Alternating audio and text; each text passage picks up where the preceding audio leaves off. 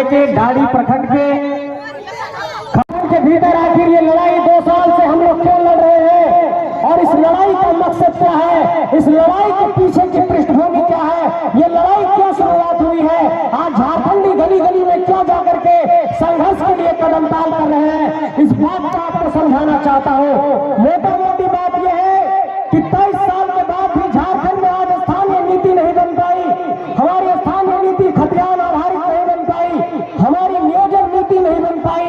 आज झारखंड में ओबीसी को आरक्षण नहीं मिल पाया, निजी क्षेत्र की कंपनियों में 75% आरक्षण यहाँ के नौजवानों को नहीं मिल पाया, यहाँ की परीक्षाएं पारदर्शी तरीके से नहीं हो रही है, यहाँ पर भारतमाला की परियोजना जाती है तो उसमें कौड़ी के भाव में मुआवजा दिया जाता है। इसलिए मैं ये कहना चाहता हूँ कि चाहे वो विस्थापन हो, चाहे वो नौकरी हो, चाहे वो जमीन का मुआवजा देने की बात हो, चाहे वो पुनर्वास की बात हो, ये लड़ाई सभी पहलू को लेकर के है, सभी बिंदुओं को लेकर के है। इसलिए आप सबको मैं ये कहना चाहता हूँ कि इस लड़ाई में सब लोग मिलकर के साथ दीजिए, क्योंकि आज की तारीख में अगर हम लोग नहीं लड़े, आज की तारीख में अगर हम लोग उठ खड़े हुए नहीं हुए तो ये लड़ाई फिर अधूरी रह जाएगी। इसलिए आप सबसे कहना चाहता हूँ कि आज देखिए कि झारखंड के भीतर हम लोग जेल में ये सवाल कौन होना चाहिए, क्या कि जो नेतृत्व है वो नेतृत्व हमारे माटी से क्यों नहीं निकल पा रहा है। आप गौर करेंगे तो आपको ये नजर आएगा कि हमारे माटी में आज हमारे नेतृत्वकर्ताओं की कमी है। हमारे बीच से जो लोग नेता निकले वो या तो कोयला माफिया बन गए, या तो वैसे ही एनटीपीसी के पार्टनर जाकर के बन गए, अडानी के पार्टनर बन गए। इसका मतलब कि जिन लोगों से लड़ाई लड़नी थी वो लोग उसी में जाकर के भागीदार बन गए, उसके ही पार्टनर बन गए। और इसलिए आज की तारीख में झारखंड में ये बेबसी और ये दुर्दशा है कि झारखंड के लोग आज सड़कों पर हैं। किसी भी ब्लॉक में जाइए तो एक छोटा सा काम आपका नहीं हो पाता है, आप एक जमीन का म्यूटेशन कराने जाते हैं तो आपसे 20,000 25,000 रुपया लिया जाता है। इसलिए ये कहना चाहते हैं आप सबसे कि 2024 बदलाव का साल है और 24 जनवरी को हजारीबाग में भी एक बहुत बड़े बदलाव का शंखनाद होने जा रहा है। 1 लाख झारखंडियों को जुटाने का आह्वान किया गया है। वो जुटान इसलिए हो रहा है कि बलियापुर के अधिवेशन में हम लोगों ने ये कहा था कि चुनावी राजनीति में जाकर के झारखंड की राजनीति को बदलेंगे, झारखंड में नया नेतृत्व लेंगे। इसलिए ये कहना चाहते हैं कि 2024 का साल शुरू हो चुका है। आज 7 जनवरी की तारीख है, 7 दिन निकल गया है और ये सूचना मिल रही है कि 22 फरवरी तक आचार संहिता लग जाएगा। इसलिए सभा भाषणबाजी ये सब तो चलता रहेगा, लेकिन अब आपको अपने चेतना में ये बात डाल लेना है कि अब जब भी वोट डालने जाएंगे तो किसी झारखंडी माटी के बेटा बेटी को डालेंगे, किसी बोरो खिलाड़ी को मत डालिएगा। ये बात आपको कहना चाहते हैं। और एक बात ओबीसी समाज के लोगों को कहना चाहते हैं कि पंचायत चुनाव जो लोग लड़े होंगे वो इस दर्द को जानते होंगे कि झारखंड में ओबीसी को आरक्षण नहीं मिला, पंचायत का चुनाव बिना ओबीसी आरक्षण के हो गया। और आज की बात बता रहा हूं कि हाई कोर्ट ने कहा है कि 3 सप्ताह के भीतर जहां जहां भी नगर निकाय है वहां पर नगर निकाय का चुनाव कराइए, ट्रिपल टेस्ट करा करके, मतलब ओबीसी आरक्षण लागू करते हुए नगर निकाय का चुनाव कराने के लिए हाई कोर्ट ने कहा है। हम ये कहना चाहते हैं आप सबसे, इस साजिश को समझिए कि यहाँ पर आदिवासी समाज के भी लोग होंगे, उनका सरना धर्म कोड का विधेयक गया केंद्र के पास, केंद्र ने कुछ नहीं किया। हमारे खतियान आधारित स्थानीय नीति का विधेयक गया राज्यपाल के पास, राज्यपाल ने रिजेक्ट कर दिया। हमारे ओबीसी आरक्षण 77% आरक्षण का विधेयक गया राज्यपाल के पास, राज्यपाल महोदय ने रिजेक्ट कर दिया। पंचायत चुनाव हुआ तो बिना ओबीसी आरक्षण के हुआ, और अगर नगर निकाय चुनाव भी बिना ओबीसी आरक्षण के होगा तो इसका मतलब आप समझिए कि जिन सीटों पर आप यहाँ पर मुखिया बन सकते थे, वार्ड पार्षद बन सकते थे, उन सीटों पर भी जाकर के ओबीसी का हक छीन लिया गया। इसलिए एक नारा दिया गया है कि 100 में 90 भाग हमारा है। और ये अगर 90 भाग की हम लोग बात करते हैं, हम लोग बार बार ये कहते हैं कि झारखंड के 4th ग्रेड और 3rd ग्रेड की नौकरी में यहाँ के झारखंडियों को 60-40 की नीति स्वीकार नहीं है। 90% झारखंडियों को स्थानीय नीति के तहत यहाँ पर आपको 3rd और 4th ग्रेड में नौकरी देना होगा, तब ये झारखंडी मानेंगे कि ये झारखंड सही मायने में झारखंडियों के लिए बना है। इसलिए आपको ये कहना चाहता हूँ कि झारखंड में जो नीतिगत खामियां हैं, 23 साल के बाद भी झारखंड की नीति नहीं बन पाना, कौन झारखंडी है ये पता नहीं चल पाना, कोई हाजीपुर, बक्सर, बलिया उत्तर प्रदेश से आ रहा है, आपके गली मोहल्ले में 1 कट्ठा जमीन खरीद रहा है और कल से वो कहने लग रहा है कि हम भी झारखंडी है, मेरा बाप दादा भी यही कोयला बेचता था। उनसे ये जाकर के कहिए कि जो झारखंडी है उसके पास असली खतियान है और खतियान ही झारखंड में स्थानीयता का आधार होगा। इसके अलावा कोई भी आधार यहाँ पर झारखंड के भीतर नहीं चलेगा। एक बात और आपको ये समझना पड़ेगा कि किस तरीके से हमारे लोगों को छला जा रहा है। आप लोग नौकरी में नहीं जा पाए क्योंकि नौकरी में सांठ-गांठ हो जा रहा है। लोग यहाँ पर क्वेश्चन पेपर लीक करा दे रहे हैं, परीक्षा समय पर नहीं हो रही है और यहाँ पर जो भी परीक्षाएं हो रही है उसमें विवाद हो जा रहा है। केस मुकदमा में लोग जाकर के फंस जा रहे हैं, चाहे वो शिक्षक नियुक्ति का मामला हो, चाहे वो सीजीएल हो। देखिए कितना लंबा वक्त गुजर गया है। इसका मतलब कि आपकी नियुक्ति प्रक्रिया को जानबूझकर ये एक सिंडिकेट है राज्य के अंदर जो लटका देता है और एक दूसरा सिंडिकेट है यहाँ पर माफियाओं का, पूंजीपतियों का, नेताओं का, जिनके अलमारी से करोड़ों करोड़ रुपया निकलता है, जो आईएएस के घर से पैसा निकलता है, जो यहाँ पर सरकारी पदाधिकारियों के घर से पैसा निकलता है। इन लोगों का एक ऐसा सिंडिकेट है जो झारखंडियों का कल्याण नहीं होने देना चाहते हैं। और एक तीसरी सबसे बड़ी समस्या झारखंड के भीतर ये है कि अगर आज देखिए यहाँ पर कोयला की ढुलाई हो रही है, यहाँ पर कोयला का खनन हो रहा है। आप देखिए अडानी का पावर प्लांट लग रहा है, बड़का गांव में आप देखिए एनटीपीसी का माइनिंग है। मैं ये कहना चाहता हूं कि अगर जमीन हमारा लिया गया था, अगर कोयला हमारे जमीन से निकला, अरे हमें मुआवजा नहीं दिया तो कम से कम कोयला ढुलाई का, ट्रांसपोर्टिंग का, कोयला से संबंधित जो हमारा काम है उसमें तो हमारे झारखंडी जा सकते थे, लेकिन ऐसे चीजों में भी आपको नहीं रखा गया। आपको 4th ग्रेड की एक मजदूरी की नौकरी भी नहीं मिल पा रही है। बड़का गांव से कई लोग फोन करते हैं कि यहाँ ड्राइवर की भी नौकरी मांगते हैं तो वहां नहीं मिलता है। और इस तरीके से झारखंड के भीतर आप देख रहे होंगे कि यहाँ पर लोग इतना परेशान है कि एक मजदूरी की भी नौकरी के लिए तरस जा रहे हैं। लेकिन फिर लोग सवाल करते हैं कि बाबू तुम लोग सिर्फ सभा करते हो, जेबी केसेस आज क्या किया? हम कहना चाहते हैं ये सामने पतरातू था, हमारे बनपुर सीमेंट फैक्ट्री में एक मजदूर की मौत हुई थी। हमारे गिरिशंकर महतो जी हैं यहाँ पर, ये हमारे साथी लोग जाकर के बैठे थे तो 20 लाख से अधिक मुआवजा दिया था। ये काम जेबी केसेस कर रहा है कि कंपनी से लड़ने की बारी आ रही है तो जेबी केसेस लड़ रहा है। आज यहाँ पर झारखंड के भीतर चाहे वेदांता हो, चाहे एसीसी सीमेंट हो, चाहे एनटीपीसी हो, चाहे अडानी हो, चाहे यहाँ पर बनपुर सीमेंट फैक्ट्री हो, चाहे तमाम कंपनी हो, चाहे आलोक स्टील हो, आज देखिए नारी शक्ति को नमन करना चाहता हूं कि यहाँ पर बूढ़ा खाप की महिलाएं बैठी हैं। आज मुझे लगता है कि बूढ़ा खाप में जो आंदोलन हुआ ये हमारी दीदी लोग, बहन लोग बूढ़ा खाप से चलते हुए राजभवन तक चली गई और सरकार को ये चेताया कि यहाँ के लोगों को प्रदूषण से मुक्ति दो, यहाँ के लोगों के हक अधिकार को लागू करो। इसलिए लड़ने की प्रेरणा दीदी लोग आप लोगों को भी इन लोगों से लेना होगा कि 2-2.5 साल से ये लोग भी लड़ाई लड़ रहे हैं। इसलिए तमाम झारखंडी भाई बहन ये आप लोगों को जेहन में बिठा लेना होगा कि आपके पास 4-5 तरीके से हमला किया जा रहा है। इस हमले को ऐसे समझिए कि आपकी जमीन ली जाती है तो मुआवजा नहीं दिया जाता है, ढंग से पुनर्वास की नीति नहीं बनाई जाती है। दूसरा हमला है कि आपके नौकरी को छीन लिया जा रहा है और 3rd और 4th ग्रेड की नौकरी, बीडीओ और सीओ बनने की नौकरी जो जेपीएससी से होती है उस जेपीएससी में भी सांठ-गांठ हो जाती है। मतलब आपका जमीन लिया गया, आपकी नौकरी को ले लिया गया। और जो तीसरा सबसे बड़ा हमला है कि आपके नेतृत्व पर हमला किया जा रहा है। मतलब कोई बक्सर से आ रहा है, कोई बलिया से आ रहा है, कोई हाजीपुर से आ रहा है, कोई बिहार से आ रहा है और आपके यहाँ पर सांसद और विधायक बन रहा है। मैं ये कहना चाहता हूँ कि क्या निर्मल बाबू ने इसीलिए कहा था कि सवाल बनकर फिर उठूंगा, जो हो सके तो जवाब रखना, मेरा खून बेकार ना जाए, मेरे खून का हिसाब रखना। आपको निर्मल बाबू के खून का हिसाब रखना होगा।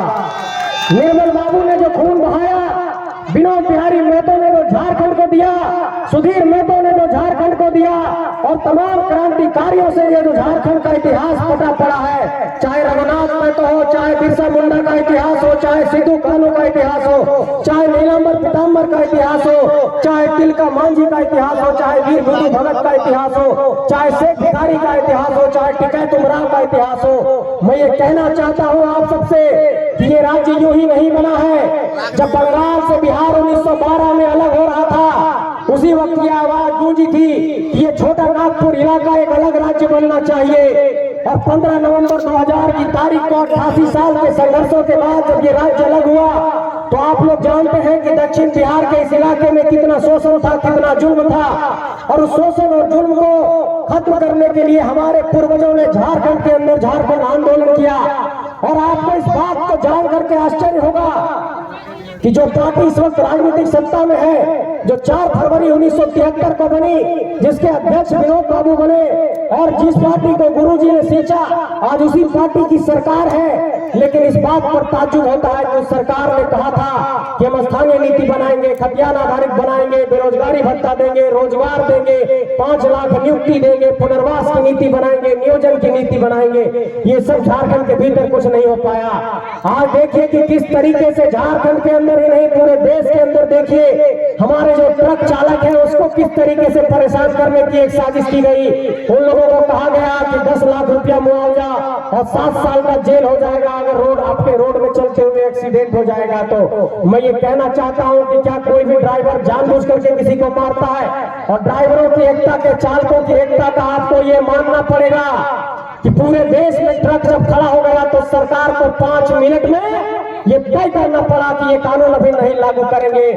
ठीक उसी तरीके से एक दिन ये तय करिए कि पूरे झारखंड का कोयला बंद होगा, पूरे झारखंड का बालू बंद होगा, पूरे झारखंड का बिजली बंद होगा और हमारे राज्य से एक भी चक्का बाहर नहीं जाने देंगे, एक भी ट्रेन बाहर नहीं जाने देंगे।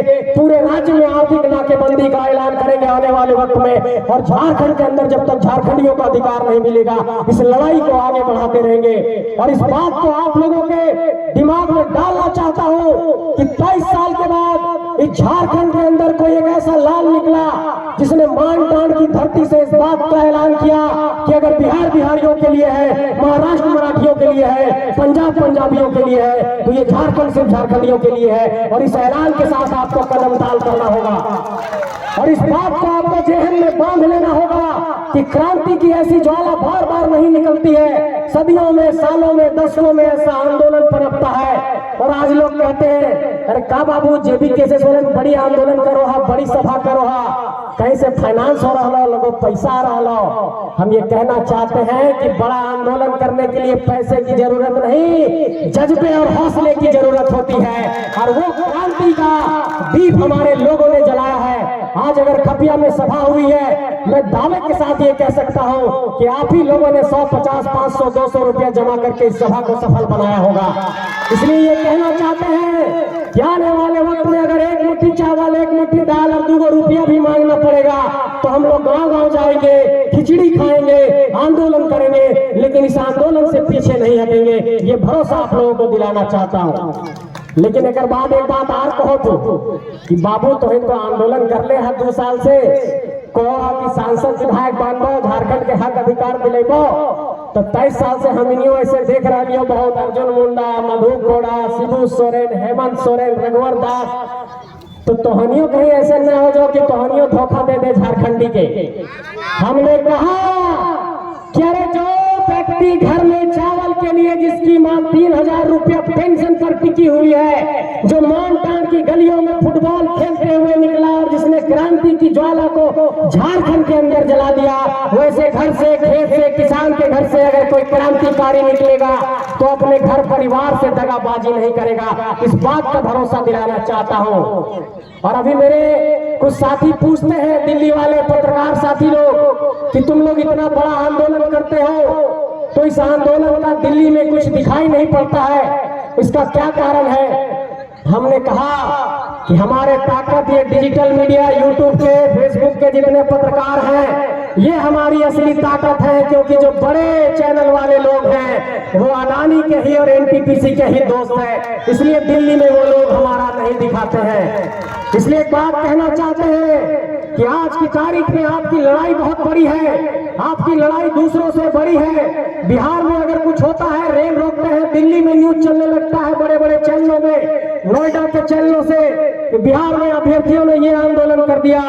2 साल से लाखों की भीड़ हम लोग ला रहे हैं, लेकिन उसके बावजूद भी आज तक दिल्ली की मीडिया इसको कवर नहीं करती है। इसके पीछे की साजिश ये है कि दिल्ली की मीडिया से कोयला के माफियाओं का एक बड़ा संबंध है और इस कारण से झारखंड के अंदर के आंदोलनों को राष्ट्रीय फलक पर जगह नहीं दिया जाता है। और यही कारण है कि आज हमारे लोग झारखंड के अंदर देखिए कि कितने हमारे पत्रकार झारखंडी मूल निवासी हैं, स्थानीय लोग हैं, कितने हमारे लोग जो एसडीओ बने, कितने लोग हमारे बीडीओ बने, कितने हमारे सीओ बने, कितने हमारे दारोगा बने। और आज की तारीख में जब आंदोलन कर रहे हैं तो फर्जी एफआईआर कर करके हम लोगों को डराया जाता है, फर्जी एफआईआर के माध्यम से इस आंदोलन को रोकने की कोशिश की जाती है। और बार बार ये कहा जाता है कि अरे सब धनबाद बोकारो से निकल तू है, तनी 2-4 गो सभा कर लग तू तो अपन आपके नेता समझो लगल तू। हमने कहा ठीक है, बताते हैं आप लोगों को। आप लोगों ने अगर चुनौती दिया है तो रांची के टाटी सिलवे में 1-1.5 लाख की भीड़ आई, हजारीबाग में 1 लाख की भीड़ आई, जामताड़ा में 70-80 हजार की भीड़ आई, चतरा में 50 हजार की भीड़ आई। और तमाम इलाकों में जब आंदोलन होने लगा तो लोग ये कहने लगे कि ये सब कुछ कैसे हो रहा है। तो हम लोगों ने कहा कि झारखंड के अंदर अब लोग जाग चुके हैं और ये शोषण और जुल्म की इंतहा हो गई है। शोषण और जुल्म बर्दाश्त नहीं किया जाएगा। अब हर घर से एक क्रांतिकारी निकलेगा और झारखंड को बदलने का संकल्प लेगा और झारखंड को बदल करके रख देगा। मेरे साथियों, ये लड़ाई एक बहुत बड़े मुकाम तक पहुंच गई है और हम लोग चुनावी राजनीति में आना नहीं चाहते थे। सभी लोग पढ़े लिखे नौजवान यहाँ पर हैं, सब यूपीएससी और जेपीएससी की तैयारी कर रहे थे, लेकिन मजबूरी तौर पर हम लोगों को इस तरीके से झारखंड के अंदर एक नया संघनाद करना पड़ा है। इसलिए आप लोगों से कहना चाहता हूँ कि जब हम लोग चुनावी राजनीति में कदम रखेंगे, 2024 नजदीक है, 22 फरवरी तक आचार संहिता लगेगी, तो हमारे पास संसाधन की कमी है। हमारे लोगों के पास कोई बड़ा फॉर्च्यूनर से नहीं आएगा, हमारे लोगों के पास बूथ कमेटी में पैसा बांटने के लिए नहीं होगा, हमारे लोगों के पास बड़ा लंगर चलाने के लिए पैसा नहीं होगा, हमारे लोगों के पास बड़ा पोस्टर बैनर के लिए पैसा नहीं होगा। हमारे लोगों के पास सिर्फ एक है, वो विचारधारा की ताकत है, वो झारखंडियत की भावना है और इसी बुनियाद पर आप लोगों को मदद करना होगा। इसलिए आप सबसे कहना चाहते हैं कि इस आंदोलन को सब लोग मिलकर के मदद करिए और ये झारखंड के एक एक जनमानस को सोचना होगा और इस बात को बिल्कुल छोड़ दीजिए कि कौन यहाँ पर मंच पर दिखाई पड़ रहा है, कौन नेता बन रहा है, नहीं बन रहा है। सब आपके घर के ही बेटे हैं, भाई हैं, आपके ही घर के नौजवान हैं और ये लोग मिलकर के झारखंड को बदलने के लिए निकले हैं। इस बात का भरोसा रखिए कि जब आंदोलन को 2-2.5 साल खींच लिए हैं तो आने वाले वक्त में जहां पर भी जिससे भी जिस मोर्चे पर जिस तरीके से जिस कोने में टकराना पड़ेगा, ये झारखंड के नौजवान टकराएंगे, लेकिन इस लड़ाई को हम लोग शांत नहीं होने देंगे। ये भरोसा आप लोगों को दिला रहा हूं। और आज की तारीख में हम लोगों पर यह आरोप लगाया जाता है कि तुम लोग बाहरी भीतरी की बात करते हो। अभी हजारीबाग के एक इलाके में यहाँ पर एक कलाकार आ रहे हैं बिहार से और वो बिहार के कलाकार का हम लोगों ने एक तरीके से सांकेतिक तौर पर एक विरोध दर्ज कराया है। लेकिन ये सरकार को कहना चाहता हूँ कि सरकार का आप देखते होंगे कि कला संस्कृति खेल कूद एवं युवा कार्य विभाग का एक मंत्रालय होता है। उस मंत्रालय की ये जिम्मेवारी है कि झारखंड के जो कलाकार हैं, झारखंड के जो खिलाड़ी हैं, झारखंड के जो नौजवान हैं, उनकी प्रतिभा को कैसे बढ़ाया जाए। आज की तारीख में जो हमारे झारखंड के कलाकार हैं वो मंचों पर तो जा रहे हैं, लेकिन वो जीविका कैसे चलाएंगे उसको लेकर के चिंतन करना होगा सरकार को भी। हम लोग बाहर से बुला करके 20 लाख, 22 लाख, 15 लाख में कलाकार मंगाते हैं और वैसे कलाकार जो फुहड़ता के साथ, अश्लीलता के साथ, जो महिलाओं के अंगों पर एक तरीके से प्रतिक्रिया व्यक्त करते हैं, अपना गाना गाते हैं, वैसे लोगों को हम लोग 20 लाख रुपया और 15 लाख रुपया देकर के अगर बुलाते हैं तो ये झारखंडियों पर लानत है। मेरे साथियों, आपको अपने कलाकारों को आगे बढ़ाना होगा, झारखंड के कलाकारों को आगे बढ़ाना होगा। इसलिए इस मंच से ये संदेश देना चाहता हूँ कि अगर झारखंड में नौकरी का कोई आवेदन निकलेगा, पहला प्राथमिकता झारखंडियों को मिलना चाहिए। अगर नगर पालिका में कोई टेंडर निकला है तो पहला प्राथमिकता झारखंडियों को मिलना चाहिए। अगर बालू का टेंडर निकला है तो पहला प्राथमिकता झारखंडियों को मिलना चाहिए। अगर पत्थर का कोई लीज देना है तो पहला प्राथमिकता झारखंडी को। अगर कोयला के ट्रांसपोर्टिंग का काम है तो पहला प्राथमिकता झारखंडी को। अगर सांसद विधायक बनाने की बारी आई तो पहला प्राथमिकता झारखंडी को। कला संस्कृति का कोई कार्यक्रम है, कलाकार को बुलाना है तो पहली प्राथमिकता झारखंड के कलाकारों को ये पहले तय करना होगा। उसके बाद ही झारखंडियों का उत्थान हो पाएगा, क्योंकि जब तक हम लोग आर्थिक तौर पर संपन्न नहीं हो पाएंगे, जब तक पैसे से मजबूत नहीं हो पाएंगे, तब तक ये झारखंड के भीतर आप समझ लीजिए कि झारखंडियों का कल्याण नहीं हो पाएगा।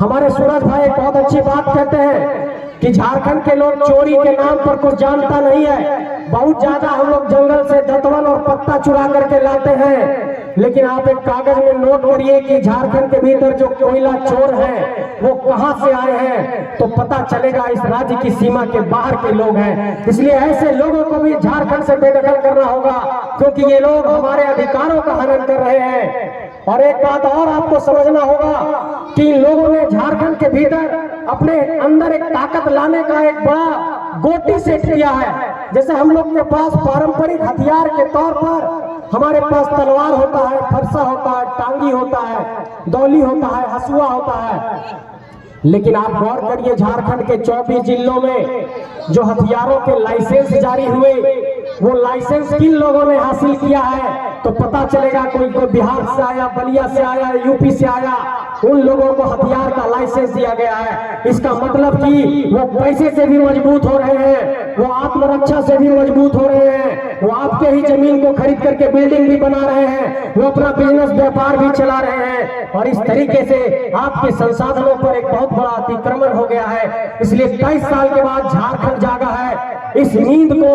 अब आप लोगों को जगा करके रखना है, अब आपको सोना नहीं है। इस ढलती शाम में आज की सभा एक नए सूर्योदय का ऐलान करने वाला है। आपको आने वाले वक्त में झारखंड के सूर्योदय को सलाम करना होगा और झारखंड के तमाम इलाकों से जो हमारे नेतृत्वकर्ता निकल रहे हैं उसको साथ देना होगा।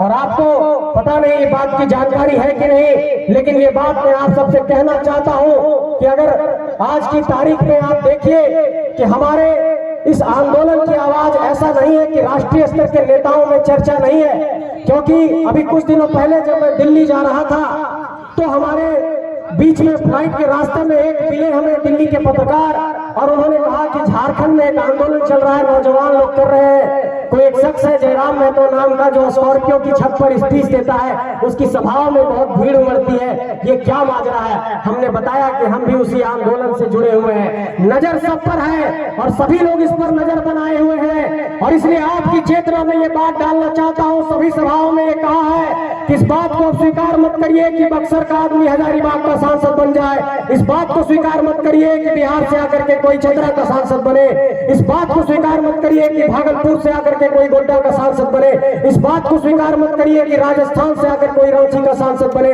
इस बात को स्वीकार मत करिए कि बलिया से आकर के कोई झरिया का विधायक बने, इस बात को स्वीकार मत करिए कि बक्सर से आकर के कोई पलामू का सांसद बने। आपको ये सोचना होगा कि नेता निकालेंगे तो इसी खपिया के मैदान से निकलेगा, इसी डाड़ी से निकलेगा, इसी मांडू से निकलेगा, इसी रामगढ़ से निकलेगा, इसी बड़का गांव से निकलेगा। अपने खेत खलिहान से अपना नेता निकालना सीखिए, और जब तक अपना नेतृत्वकर्ता नहीं निकालेंगे तब तक आपका सवाल नहीं रखा जाएगा। क्योंकि यहाँ पर देखिए देश के सबसे बड़े पंचायत में 14 सांसद यहाँ से जाते हैं और 6 राज्यसभा के सांसद जाते हैं, और 14 और 6 20 सांसद जाते हैं। आप देखिए मानसून का सत्र हुआ, शीतकालीन सत्र हुआ, किसी भी सत्र में झारखंड के भीतर, झारखंड के अंदर जो ये आंदोलन चल रहा है, इस आंदोलन को लेकर के देश के सबसे बड़े पंचायत, लोकसभा और राज्यसभा में कोई बात नहीं रखी गई। आप ये गौर करते होंगे कि दूसरे राज्यों में जब आंदोलन हुआ, मणिपुर में जब स्थिति बहुत विकट हो गई, तो आपने देखा होगा कि वहां पर संसद के अंदर आवाज गूंजने लगी। लेकिन आज झारखंड के लोग ये कह रहे हैं कि हमारा स्थान यहाँ पर नहीं बन पा रहा है, हमारी स्थानीय नीति नहीं बन पा रही है, हमारी पहचान नहीं परिभाषित हो पा रही है। तो आज तक यहाँ पर इसके लिए आंदोलन की आवाज को सदन के अंदर, लोकसभा के अंदर नहीं रखा गया। इस बात को आपको समझना होगा कि कोई बलिया और बक्सर का आदमी आपका दर्द नहीं समझेगा कि झारखंड को बनाने के लिए इसी खपिया से आंदोलनकारी निकले थे, इसी गाड़ी से आंदोलनकारी निकले थे, और उन लोगों ने जाकर के सड़कों पर लाठियां खाई है, तब ये झारखंड राज्य बना है। इसलिए कहना चाहता हूं कि चाहे वो आदिवासियों के सरना धर्म कोड की मांग हो, चाहे वो 17 करोड़ आदिवासियों को लेकर के लगातार आप ये बात सुनते होंगे कि सरना धर्म कोड की वो मांग कर रहे हैं, और ये बात वो कह रहे हैं कि हमें अपनी आइडेंटिटी देनी होगी। इसलिए अगर आदिवासी समाज के यहाँ लोग हैं, उन लोगों को भी ये संदेश देना चाहता हूँ कि सरना धर्म कोड की मांग आपके पहचान की मांग है, और स्थानीय नीति पूरे तौर पर झारखंडियों की पहचान की मांग है। इन सभी मांगों के साथ हम लोग खड़े हैं। तो लास्ट में आप लोगों को एक बात जहन में अंत में ये डाल देना चाहता हूँ कि जो इस इलाके की मुख्य समस्याएं हैं मुझे यहाँ पर कुछ लिख करके दिया गया है। मैं चाहूंगा कि इन मुद्दों पर भी सरकार कुछ पहल करे। जैसे हमें कहा गया है कि जो यहाँ पर गंधौनिया है वो एक पर्यटक स्थल के तौर पर विकसित हो सकता है, उस गंधौनिया को एक पर्यटक स्थल बनाया जाए। और यहाँ पर जो कोयला का काम है उसमें बाहर के लोग ट्रक के माध्यम से चोरी कर रहे हैं, इस चोरी को जल्दी रोका जाए और लीगल तरीके से, वैध तरीके से यहाँ के कामकाज में यहाँ के लोगों को अधिकार दिया जाए। और उसके बाद गिद्दी सी से लेकर के बड़का गांव तक 2 लेन का एक सड़क बनना चाहिए। सड़क की हालत बहुत खराब है, इस सड़क को लेकर के भी हम ये कहना चाहते हैं। और भारतमाला की परियोजना में यहाँ पर लोगों को मुआवजा कम दिया गया है, इसलिए ये कहना चाहते हैं कि अगर हमारे गांव के छाती को चीर करके अगर कोई सड़क बनाई जा रही है तो पहले ये तय करो कि जो विस्थापित होंगे उनको रोजगार कहाँ दोगे, उसके बच्चे कहाँ पढ़ेंगे, उसको पुनर्वास कहाँ दोगे, इस बात को पहले समझना होगा। और एक बड़ी बात आपको इसमें समझना होगा कि किस तरीके से कोई भी रोड निकलता है तो गांव से ही निकलता है। कभी सुने कि शहर का 500 बिल्डिंग टूट गया रोड बनाने के लिए, लेकिन खेत पर जल्दी नजर जाता है कि खेत से ही जमीन ले लो और वहीं पर रोड बनाओ। इसलिए कहना चाहते हैं कि जब हम लोग बार बार ये कहते रहे हैं कि ना लोकसभा ना विधानसभा, सबसे बड़ा ग्राम सभा, तो ग्राम सभा की बात को मानना होगा, तभी झारखंड में कुछ होगा।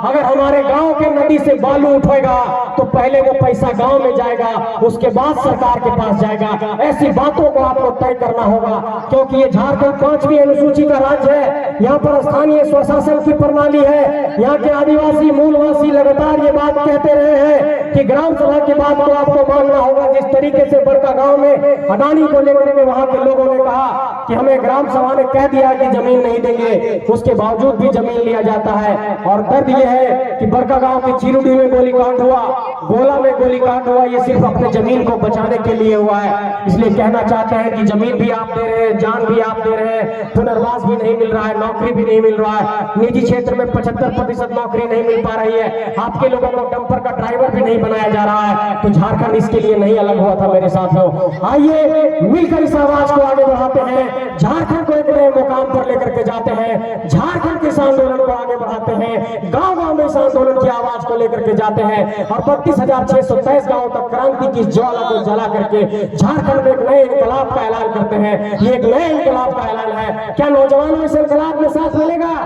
आपसे पूछना चाहता हूँ, जोर से दोनों हाथ उठाइए।